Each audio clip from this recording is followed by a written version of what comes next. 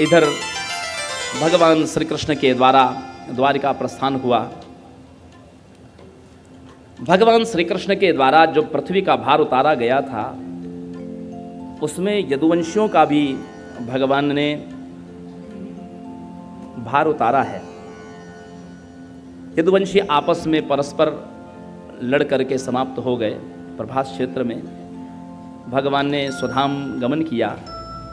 इधर पांडवों ने भी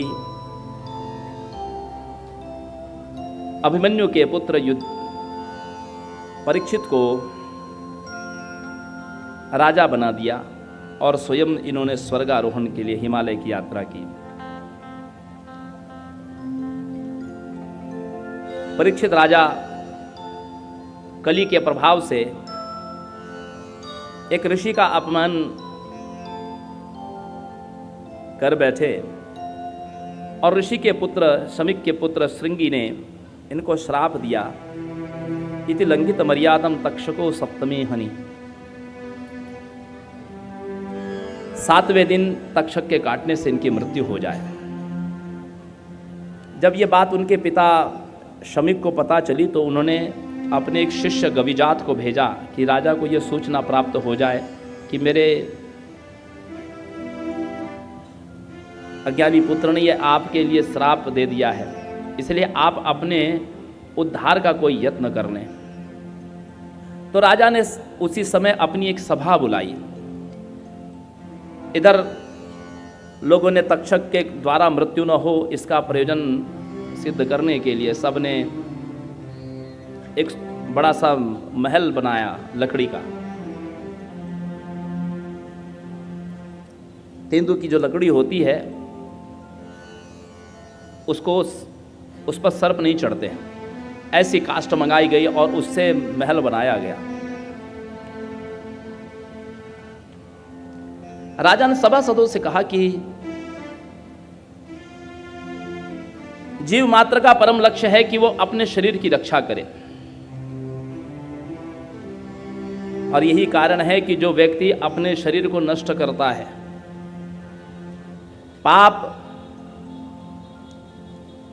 केवल इंद्रियों के द्वारा किए हुए कर्म को ही पाप नहीं कहते हैं।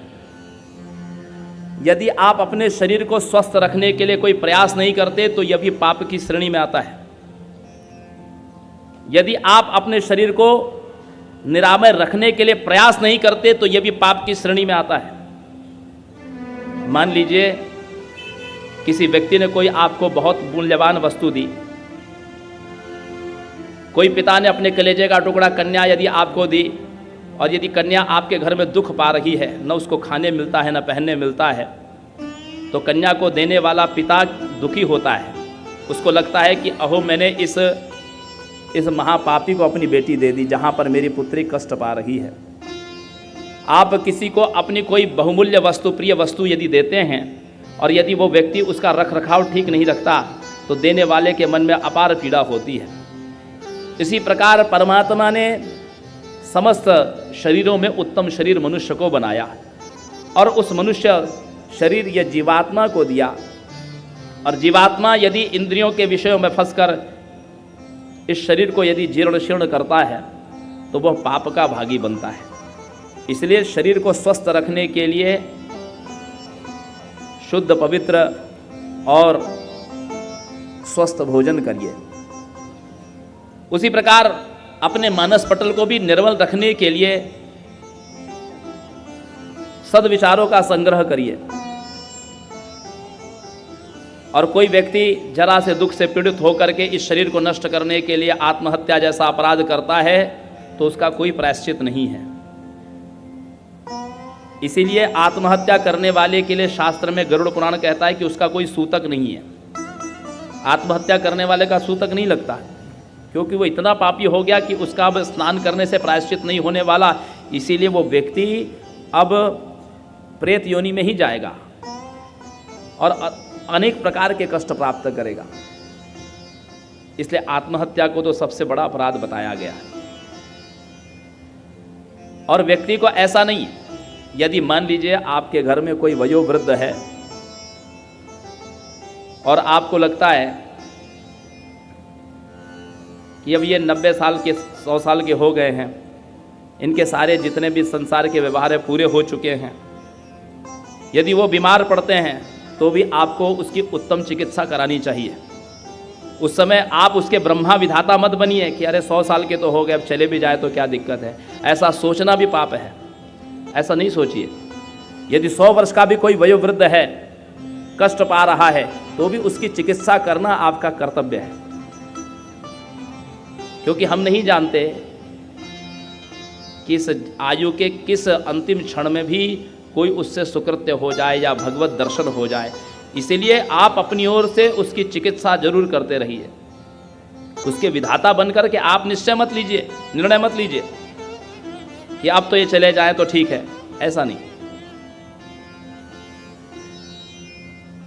तो क्या कोई मेरे राज्य में ऐसा है जो मुझे अपनी आधी आयु दे दे? महाराज परीक्षित से लोगों ने पूछा, सभासदों ने, कि हे राजन, क्या ऐसी व्यवस्था है हमारे इस प्रकृति में, क्या ऐसी व्यवस्था है कि कोई अपनी आधी आयु दे दे? उन्होंने कहा कि च्यवन और सुकन्या के पुत्र का नाम था प्रमति, और उन प्रमति का एक पुत्र था, उसका नाम था रुरु।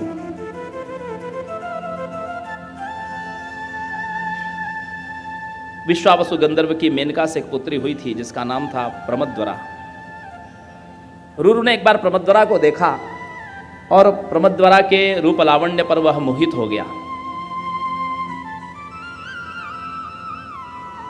और ये प्रमद्वरा किसी विश्वावसु गंधर्व और मेनका ने उस कन्या का त्याग कर दिया था जो एक ऋषि को प्राप्त हुई थी।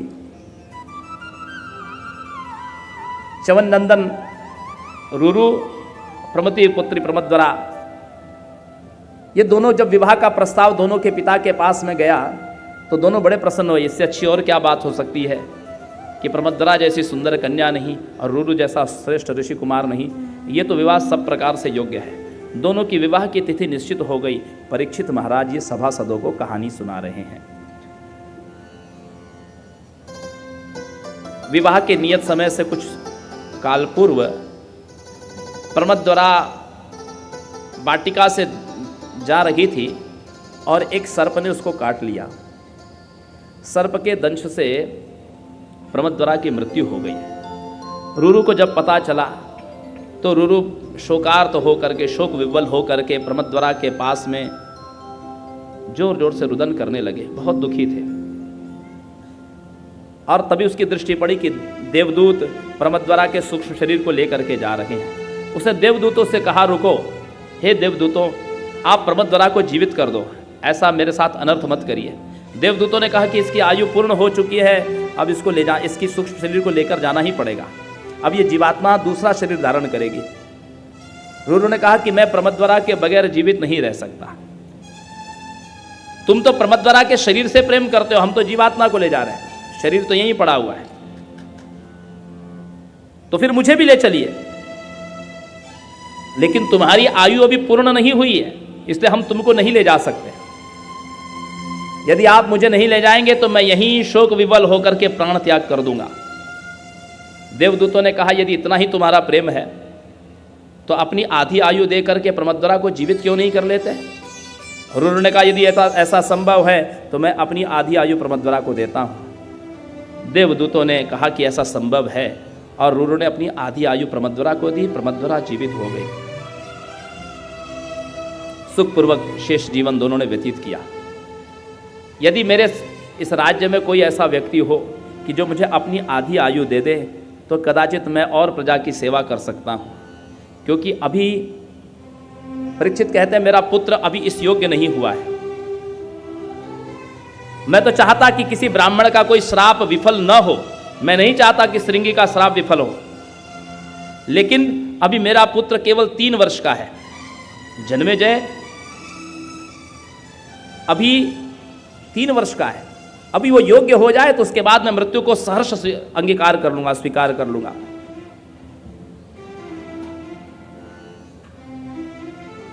इधर राजा उस महल पर रहने लगे। पूरी व्यवस्था कर दी गई कि तक्षक आने न पाए। ये बात जंगल की अग्नि की तरह सर्वत्र फैल गई। काश्यप नाम का एक मंत्रद्रष्टा ब्राह्मण, उसको जब पता चला तो उसने सोचा कि मेरे पास मंत्र की ऐसी शक्ति है कि मैं मृत प्राणी को जीवित कर सकता हूँ।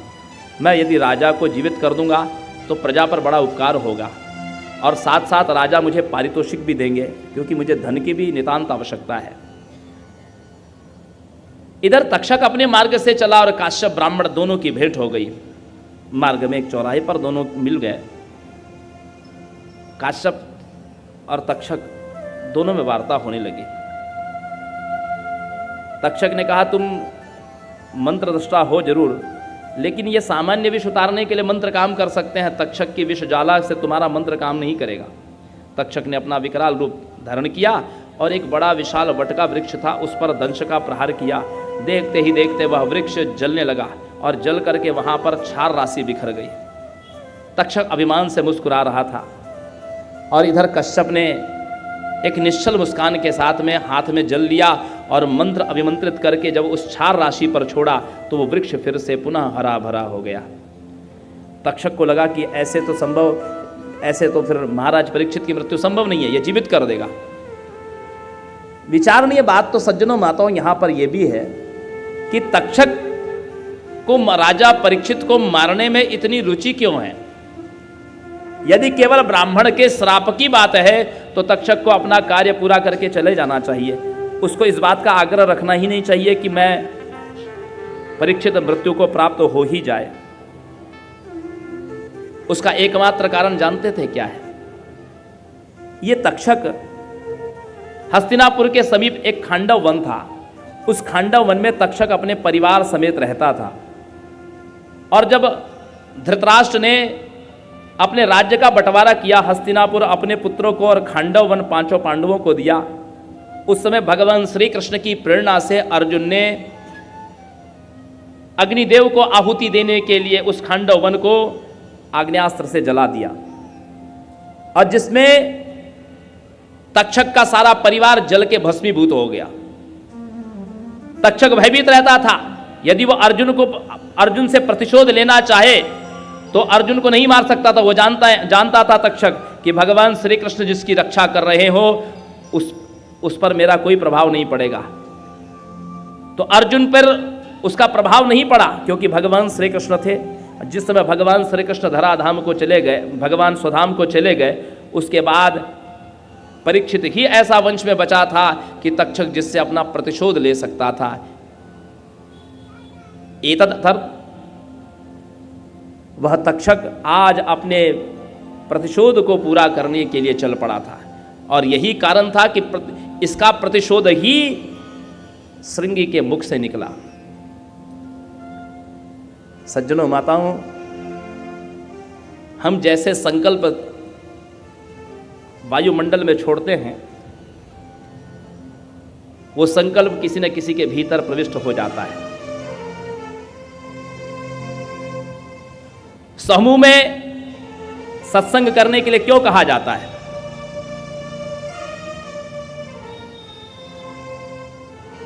इसीलिए समूह में कि अनेकानेक आत्माओं के मुख से जो पवित्र नाम उच्चारण होगा, पवित्र मंत्रोच्चारण होगा, तो एक बृहद वायुमंडल को, एक बृहद वातावरण को वो पवित्र करेगा। इसलिए समूह में पूजा करने के लिए बताया गया है, सत्संग समूह में।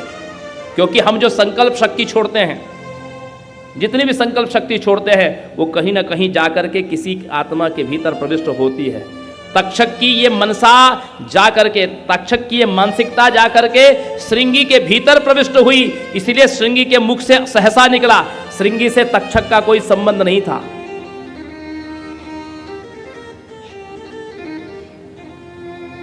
कभी आप